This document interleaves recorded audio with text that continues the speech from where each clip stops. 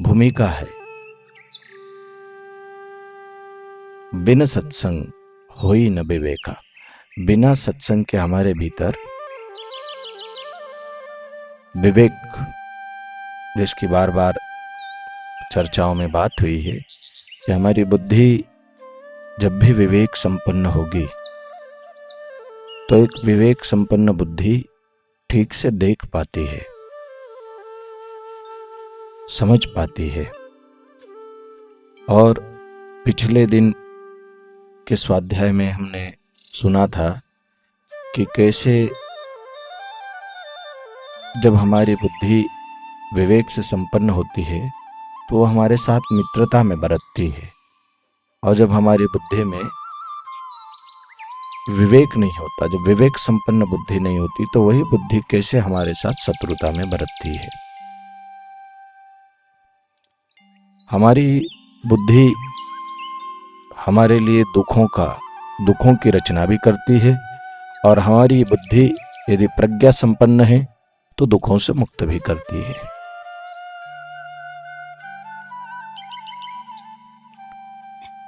तो सत्संग, बिना सत्संग के हमें ठीक से पता ही नहीं चल पाता कि जीवन है क्या। सामान्य खाना पीना,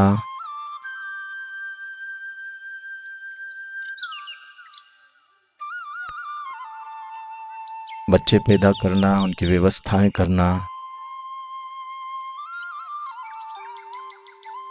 बाहरी रूप से जैसा सारा संसार जी रहा है, बार बार बाहर से सुख पाने की इच्छा करना। जब तक हमारी बुद्धि में विवेक नहीं होता तब तक हमें लगता है कि बाहर कहीं विषय से सुख मिलेगा और किसी वस्तु की उपलब्धि पे सुख मिलेगा, तो हम निरंतर सतत किसी न किसी वस्तु को प्राप्त करने के लिए दौड़ते रहते हैं। आज तक का ये इतिहास रहा है कि बाहर कभी किसी को सुख मिला नहीं।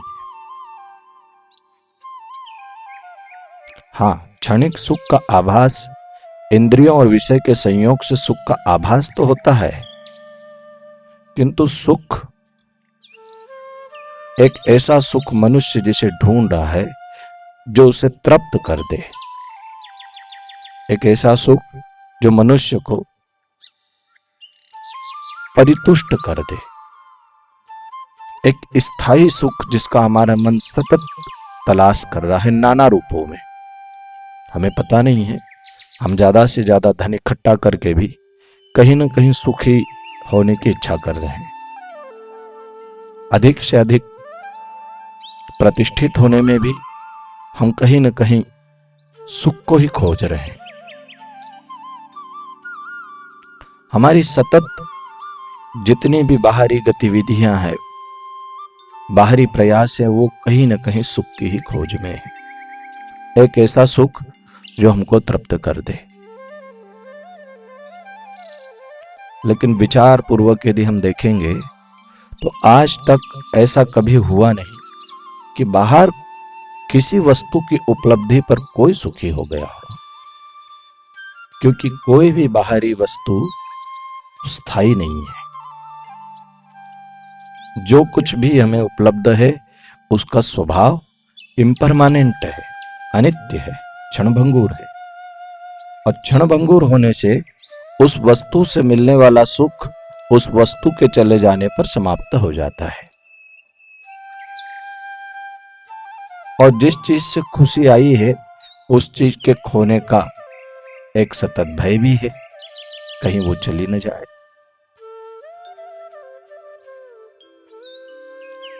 हम ठीक से देखें, हम अपने से ही, यहाँ मैं कुछ कहूं या कोई और कुछ कह रहा है, या भगवत गीता में कुछ कहा जा रहा है, या कोई और शास्त्र कुछ कह रहा है, वो महत्वपूर्ण। कितने भय हैं मनुष्य के जीवन में। हम सबका जो सुख है वो बाहर किसी विषय पर निर्भर है, और उस विषय के खोने का हर क्षण डर। उस विषय को बनाए रखने के लिए एक जो मानसिक गुलामी है जिसे हमें सतत करना पड़ता है, वो हमें कहां प्रसन्न रहने देगी। किसी गुलाम से यदि हम पूछें, किसी परतंत्र व्यक्ति से पूछें कि क्या तुम खुश हो, तो एक गुलाम की क्या खुशी होगी, एक परतंत्र व्यक्ति की क्या खुशी होगी। हमारे जीवन में ऐसी कोई खुशी नहीं है। बैठ बैठ बैठ आराम से। हमें देखना है ठीक से कि हमारे पास खुशी जैसा क्या है। हमारा मन सतत कहीं न कहीं बाहर से सुख लेने में एक गुलामी से गुजर रहा है, और गुलामी के साथ खुशी जैसी कोई चीज नहीं है।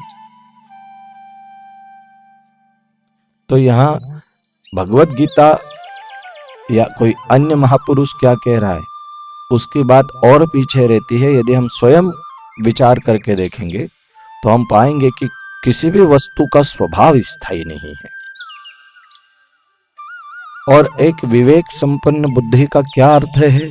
विवेक संपन्न बुद्धि का अर्थ है जो वस्तु के स्वभाव को देख पाती है। अभी हमें पता भी है हम मरेंगे, मरना शाश्वत है, मृत्यु शाश्वत है, लेकिन देखो हम किस तरह से सब चीजों को पकड़ रहे हैं। हम इस बात को अच्छे से जानते हैं कि हम मरेंगे, लेकिन फिर भी हम ये मानने को तैयार नहीं है कि हम मरेंगे। अच्छा, जिसे ये कौन व्यक्ति ऐसा है जिसको ये न पता हो कि मैं मरूंगा? कोई भी ऐसा व्यक्ति नहीं है। एक छोटे से बच्चे को भी, आज तो एक छोटे से बच्चे को भी ज्ञान है कि मरना है एक दिन। यह सारे लोग हैं, प्रतिदिन आते हैं। हम सब जानते हैं कि हम में से कोई न कोई व्यक्ति यहां से विदा होता है। हम किसी न किसी को रोज मरघट छोड़ने जाते हैं। हर दूसरे तीसरे दिन हम जाते ही किसी न किसी को शमशान में लेकर। और वो जो व्यक्ति जिसे हम शमशान में छोड़ने गए हैं, वो इस संसार को लेकर ऐसे ही तृष्णा आतुर था जैसे हम। वो भी इसको ऐसे ही व्यवस्थित करने में लगा था। जी नहीं पाया, केवल व्यवस्था में ही लगा रहा पूरा जीवन पर्यंत। जीना एक अलग बात है और किसी चीज को पकड़ना अलग बात है। जब हमें जीना आता है तो पकड़ते नहीं है।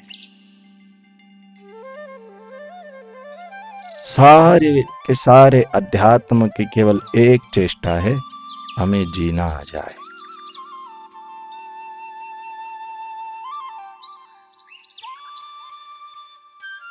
ये तुम शायद चकित होगे, आज तक ऐसा लगता है कि भाई अध्यात्म संसार से दूर ले जाए, लेकिन आज तक ऐसा हुआ नहीं। जिन्होंने इसको ठीक से अध्यात्म को समझा है, वो जीवन को जिए और परिपूर्णता से जिए।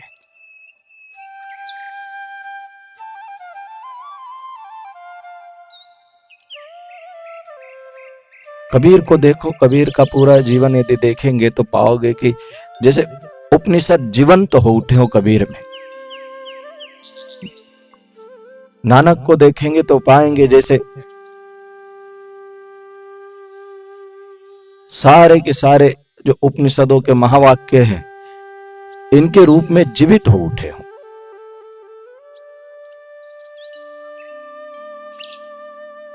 जैसे ईशावास्य का सूत्र है ना, ईशावास्यम इदम सर्वम यत् किंचित जगतम अजगत। यह सब कुछ ईश्वर का है, सब कुछ ईश्वर से ही परिपूर्ण है। ऐसा जानकर सब कुछ ईश्वर को अर्पण करके, ईश्वर अर्पण बुद्धि से त्याग पूर्वक जो हमें हमारे अधिकार से प्राप्त है उसमें संतुष्ट होकर उसका उपभोग करो। त्याग पूर्वक, मेरा नहीं है इसका त्याग करके जो कुछ कर रहा हूं वो ईश्वर के लिए कर रहा हूं, और क्योंकि सब कुछ ईश्वर का और सब कुछ ईश्वर से परिपूर्ण है। तो इन महावाक्यों को यदि हम जीते देखेंगे, उपनिषदों के इन सूत्रों को जीते देखेंगे, कबीर के जीवन को पढ़ो। कबीर चादर बुनते हैं। कबीर कहते हैं राम ने चादर बुनी और राम के लिए ही चादर बुनी, और राम ही इसको खरीदने वाला है। कोई होगा राम का, आएगा तो राम ले लेगा।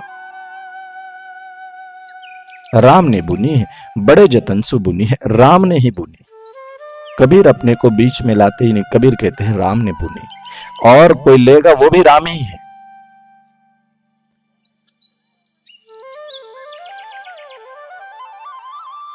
ईशावास्य के इस सूत्र को जीवित करते हुए है कबीर। कबीर ने कहीं कोई उपनिषद नहीं पढ़े, कहीं भगवत गीता नहीं पढ़ी। कबीर ने तो बस स्वयं को पढ़ा, और जिसने स्वयं को पढ़ा उसे और फिर कुछ पढ़ने की जरूरत भी नहीं जाती। जिसने स्वयं के मन की किताब को पढ़ लिया हो उसने सारी किताबें पढ़ ली, और जिसने स्वयं को न पढ़ा हो उसने कितनी ही किताबें क्यों न पढ़ी हो।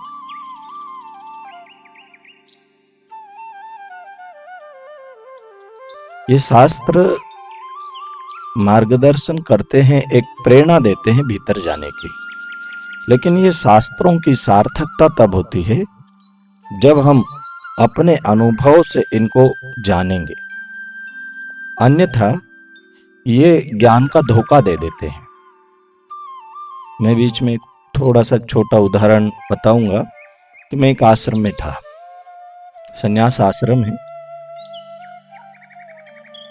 वहां सतत उपनिषदों पर, ब्रह्मसूत्र पर, भगवत गीता पर, इसी पर ही चर्चा होती, स्वाध्याय होता है, प्रस्थानत्रयी पूरी कराई जाती है। वहां मुझे गुरुजी ने जब भेजा था वेदांत के लिए, कुछ लोगों से जो बहुत लंबे समय से 40-40 वर्षों से उपनिषदों का श्रवण कर रहे हैं, भगवत गीता भी कंठस्थ है,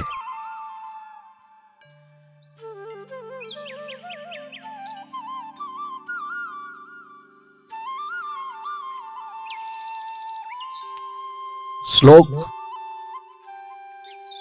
उनके भीतर ऐसे धारा प्रवाहित हो, धारा प्रवाह के साथ निकलते हैं। लेकिन मुझे आश्चर्य तब ज्यादा हुआ जब मैंने उन्हें ठीक से देखा। वहां रहते रहते पता चला, कुछ समय रहे तो धीरे धीरे पता चला कि कुछ महात्मा जो जीवन संसार छोड़कर आ गए हैं, संसार छोड़ के आए, ये याद रखना, ये किसी की आलोचना नहीं है, ये हमारे मन का स्वभाव मैं कहना चाह रहा हूं। हमारा जो मन का स्वभाव है वो कैसा होता है। संसार छोड़कर आ गए हैं, आश्रम में हैं, उपनिषदों जैसे ज्ञान का अमृत का पान कर रहे हैं, भगवत गीता कंठस्थ है, जीवन बीत गया इनको सुनते सुनते। लेकिन तब आश्चर्य हुआ कि जब कभी कहीं कोई भंडारा होता, अब आश्रम में कभी कोई न कोई सेठ आते हैं, कभी भंडारा होता है, कभी सेठ की तरफ से, कभी उसकी तरफ से, कभी आश्रम के बाहर कहीं भंडारा या निमंत्रण है साधुओं को, तो भंडारे में एक नियम है, भंडारा रहता है तो दक्षिणा पहले तय होती है कि वहां फला जगह पर भंडारा है, सबको आमंत्रित है, वहां पर इतनी दक्षिणा दी जाएगी। तो जब कहीं कोई भंडारे की सूचना आती है, वो बड़ी खुशी उनको होती है, और एक भंडारा नहीं छोड़ते, हर भंडारे में जाते हैं, क्योंकि भंडारे में दक्षिणा, सवाल भोजन का नहीं है, दक्षिणा का है, दक्षिणा मिलती है। और दक्षिणा इकट्ठी कर करके उन्होंने एफडी करा ली। क्या करोगे एफडी करा के? सन्यास के मार्ग पर निकले हो, सन्यासी और एफडी, कैसी बात है। लेकिन यहां कहां चूक हुई है? यहां चूक हुई है साधना में, साधना नहीं की।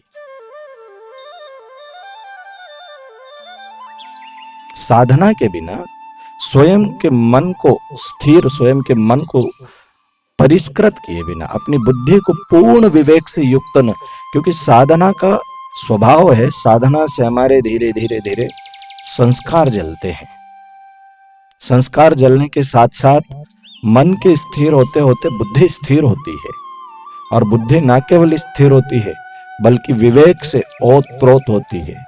और जब बुद्धि सत्व संपन्न हो जाती है, विवेक संपन्न हो जाती है, तो उसके रोम रोम से विवेक और वैराग्य,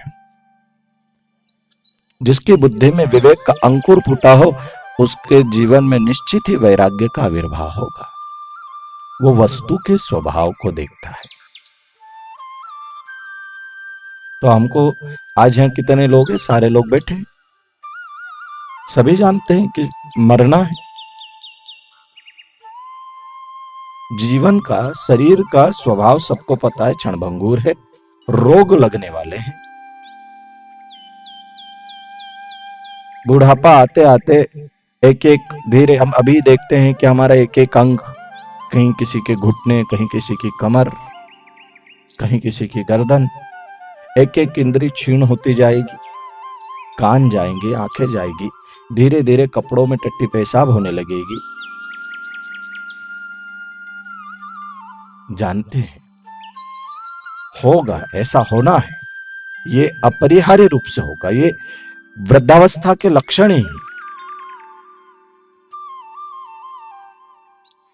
लेकिन कितनी पकड़ है हमारी संसार के प्रति, कितना व्यवस्थित करने में।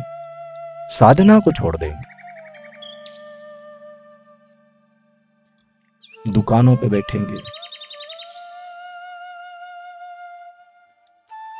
अब दुकान चलाना हमारे लिए है नहीं, दुकान चलाएंगे, मेड़ों को ठीक करेंगे, या जो भी जरूरी नहीं है वो करेंगे।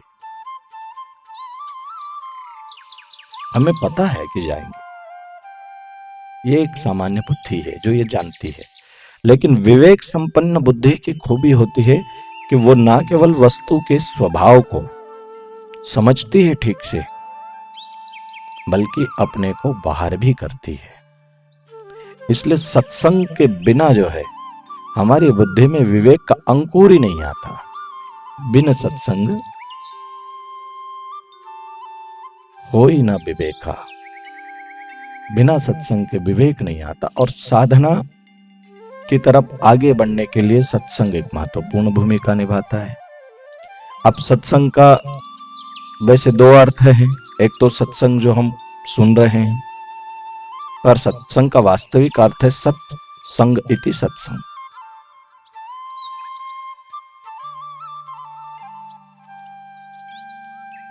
सत्य का संग ही सत्संग है, और ये बाहरी सत्संग सत्य के संग की भूमिका बनाता है। जब भी हम स्थिर होते हैं, पूर्ण जागरूक होते हैं, वर्तमान क्षण में होते हैं, हम सत्य के साथ होते हैं।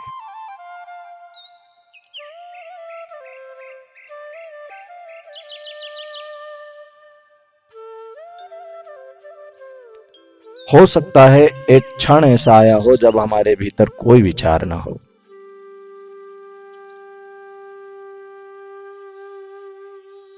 रमन महर्षि कहते हैं सबसे बड़ा झूठ है कि हम अपने आप को शरीर मानते हैं। ये सबसे बड़ा झूठ है।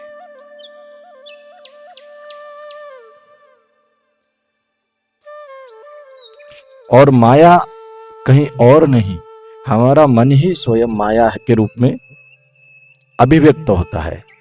मन जब भी चलायमान होता है तब वो हमारे साथ माया के रूप में बरतता है, लेकिन जिस क्षण में मन से हम परे हो जाते हैं, उस क्षण में एक हो सकता है एक छोटा सा क्षण ऐसा हो जब हमारे भीतर कोई विचार नहीं है, कोई संकल्प विकल्प नहीं है, हम शांत और स्थिर हैं, वो छोटा सा क्षण है, वो सत्संग का है।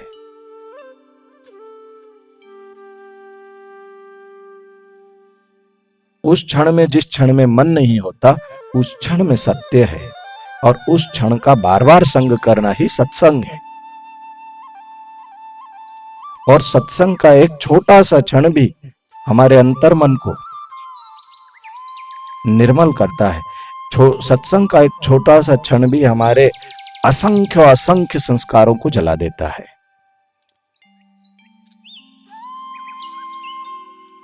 बार बार सत्य के साथ जुड़ना, स्वयं के साथ जुड़ना। देह सत्य नहीं है,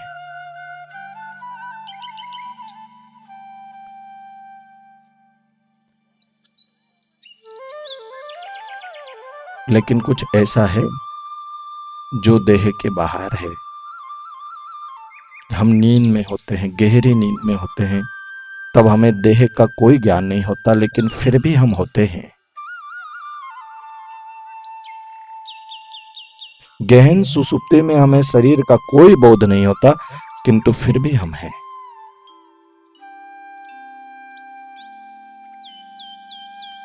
तो ये जो सत्संग है, इस सत्संग से हम धीरे धीरे अपनी तरफ लौटते हैं। लेकिन विवेक बड़ा महत्वपूर्ण काम करता है कि ये सत्संग का उद्देश्य ही है विवेक जगे। विवेक नहीं जगेगा तो हम हमारी बुद्धि जो है, हम सबके साथ शत्रुता में बरत के हमें दुखों के फिर जाल में उलझा देगी। मनुष्य दुखी किसी के कारण नहीं है, केवल और केवल अपने ही अविवेक के कारण।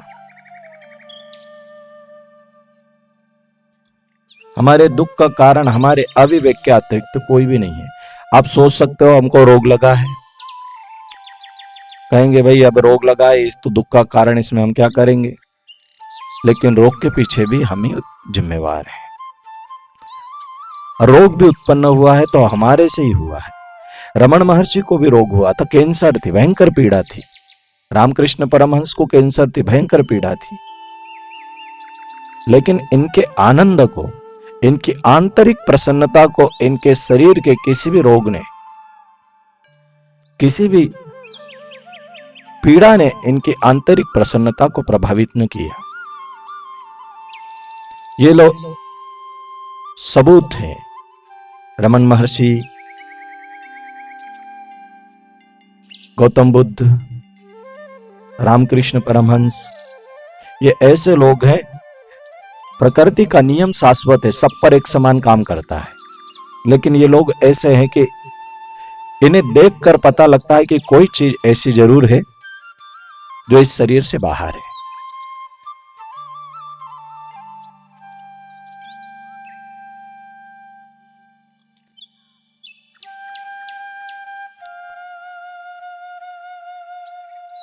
मैंने पहले भी कहा कि परिस्थितियां दुखी और सुखी नहीं करती, परिस्थितियों पर दी जाने वाली प्रतिक्रिया सुख और दुख का कारण होती है।